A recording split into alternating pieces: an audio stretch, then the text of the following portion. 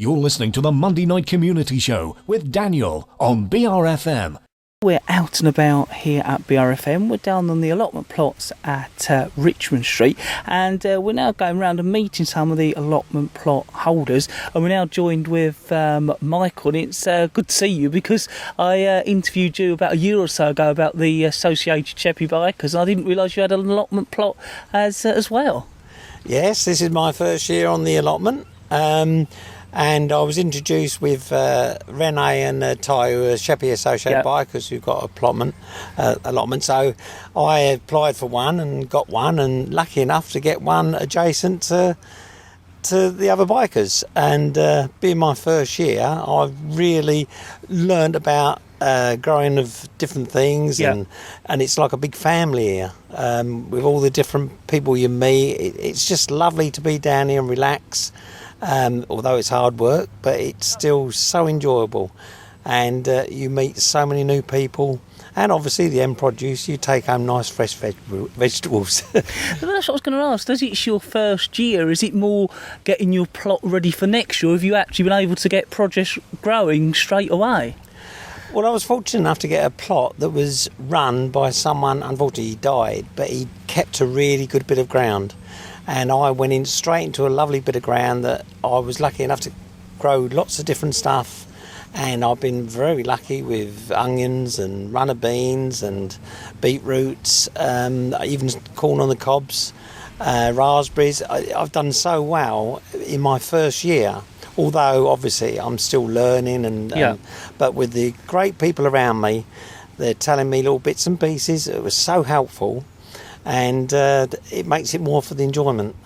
So yes, I'm really enjoying it. So things going well then, really? Oh yeah, being my first year, I couldn't wish for a better, first year. But next year, I know how to improve even better, because obviously learning all the tips and what to do, what not to do, how to space things apart, how to keep it tip top. In other words, to get the best produce you can get. But first year, 100%. Well pleased. Good to hear all about how things are going, especially as a new member and plot holder. Yes, it is. Yeah, and I think allotments are not just for old people. I know I come into that category, but it's younger people here as well. And it's a good learning curve to know how things are done and grown. In fact, I brought my daughter down at the start, and she's seen lots of things done, and it's like showing her it's all right eating it off a plate, but how do we get it? So she's been down a few times and helped me get it all prepared, and done the runner beans, strings up, and the bamboos, etc. And it's a good thing for anyone to learn, definitely. Well, thank you very much for taking the time out to talk to us. No problem at all. Nice to see you again, Daniel. And you.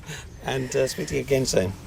So we're out and about, and we're continuing our walk around the allotment plots at Richmond Street, and we're now joined with Mandy. We're sitting by her plot at the moment. Mandy, thank you very much for speaking to us. That's okay, you're welcome. Now, as we're sitting by your plot, I was wondering perhaps if you could try and describe it to our listeners, and also let us know how things are going this year for you. Right, at the very beginning of the year, because of the weather, it's been very, very slow. Things haven't been coming on as quick as possible. I've got two plots. I started off with the first plot here. It was all overgrown with weeds, and it took about a month to clear it all. Started off with this one. After a year, found it wasn't big enough. Right. With crop rotation, because you have to rotate the different families of crops every year.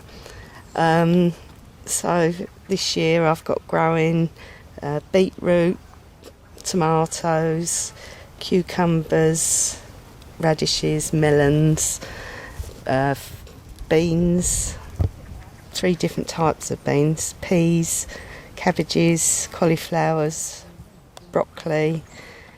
I've planted a few fruit trees down the end there, but they haven't. I've got one apple this year, but they was only planted in last year. I really enjoy it. The only thing I don't enjoy is the weeding, but that's got to be done.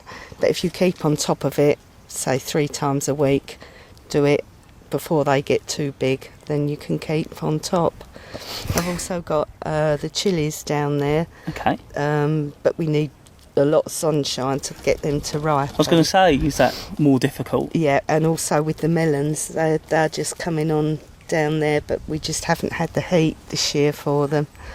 I also have got the carrots down there. They've done very well, but they were very slow coming, and I graduated the planting of the seeds, but they're all coming at once now. Right. Always the way. Yes. Now, you were saying you've been here 3 years now, I think, wasn't it? Has it got easier as time's gone on with the plot? Yes, it has. When we first got it, we fed the soil with horse manure and put that on in the autumn and just let the cold weather and the frost all break it down into the earth to get more nutrition into the ground and everything. I dig it twice a year. Right. But now we've bought a small rotavator so I can go over the top, and it's now gradually, where it was really hard and thick clay, where I've kept on top of it the last 3 years, it's breaking it down nicely and it is getting much easier. So, would you say rather than a sudden lot of work, by doing lots of little bits slowly, that's helped improve it? Yes, it has, yes, definitely. Yeah, it's hard work to begin with, but I really enjoy it. Keeps you fit and healthy. And as you can hear, I've got a cold as well, so... Well, no, thank you very much for telling us all about your plot and how things are going. That's okay, you're very welcome. Thank you. So we are out and about, and we're continuing to walk around the allotment plots at Richmond Street and talk to some of the plot holders. And we're now joined with Carol. Carol, as always, it's good to catch up with you. Yeah, well, it's nice to see you all again. Like most years, you come and have a chat with us. But no, and each year brings its problems and its rewards. This year, as I say, I was talking to some of the other plot holders. We've all had quite a problem with tomato blight. Okay, yeah, Dave was saying about that. Yeah, and it's such a shame, actually, you know, because you sort of like look after them, and it can go within just a few days. You come down one day and they're fine. A couple of days later. So at the moment, you know, they're going brown, they're going pitted. You're having to sort of pull them out. So whether we're going to get any ready for the show or not, if there's going to be any left for the show, it is another matter. And other things, you know, some things have done very well. You know, your runner beans, right. your French beans, all that kind of thing. And potatoes so far are doing well. But no, as I said, each year has its problems. This year, hopefully, the leeks will be fine. Last year we had leek moth, right? So everybody lost their leeks. So, but we'll see how it goes. But it's still very popular. People are still coming in to put their name down for a plot. So. We've got a waiting list still, but usually we can manage to accommodate most of those off the waiting list. The next one will be, you know, as from January. Yeah. And the rents this year will be the same price for everybody, actually. Okay. The ground rent for a 10 rod will be £25, water rates for 15, and the subscription is £150. So making a total of £41.50 for a full rod. And obviously for 5 rod it would be like half that, say £21 something. So which you know, all things considered, it's not a lot. It just works out to about £1 a week. Yeah. So you get your social life and everything. You know, the company down here, and just some nice fruit and veg. Well, a day like today, it's certainly a lovely location.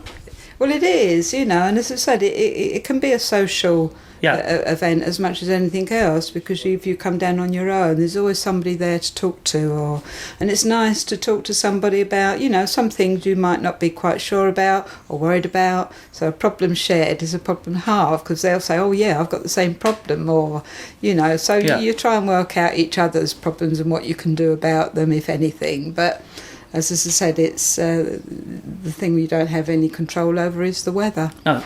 And this year that has been the problem is with the humidity, and that's why and it's a countrywide thing, you know, it is tomato blight, so it's not just peculiar to us. What are the sort of things you're getting on with on your plot at the moment? Well, pretty much everything. You know, I grow lots of fruits, which I make jams and jelly with for the show. And that's not been too bad. It's not been great, not in other years.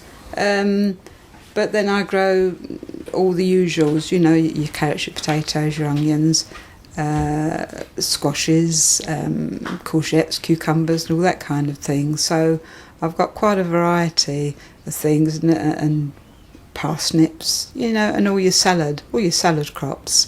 So, but then, you know, in the winter months, you've always got like the makings of a good pot of soup. Right. And it's nice, you know, so we're not going to go hungry. But I think that's why a lot of people that come past the allotments through the day, people take their children along the walkway, along the canal bank, and they often stop and ask us about the plots and how they'd like one. But, you know, we do make them understand it can be very hard work. Yeah. It just doesn't happen overnight, you know, so... but no, as I said, I'm still enjoying it. You know, I've been here about like eight years now. I was going to ask you that, how long you've been here. Yeah, once I retired, and you know, and it's you know, it's a good pastime, healthy. And I suppose once you get going on a day like today, it can be sort of enjoyable, almost relaxing, although you're having to work. That's right. It is hard work, but you know, if you keep on top of it, you know, it isn't a race. You can sort of like take your time, and you do as much as you feel that you can manage in one particular day. Because if you've got to sort of like carry on flogging yourself, and then it becomes more of a chore and not a pleasure. You know, but no, on a day like today, it is lovely. You just go around and do a bit of beading. You sort of like set yourself little targets. Yeah.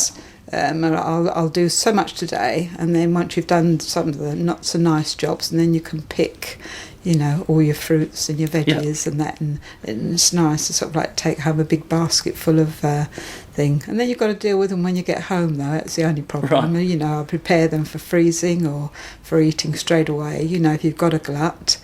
I've just frozen about £10 of French and runner beans. Right. You know, you can't use them all at once, so it's just nice to have them in the freezer, you know, for the winter months and that. It's great. But no. Carol, thank you very much for speaking to us and telling us all about your plot and how things are going as well. No, you're welcome. Thank you.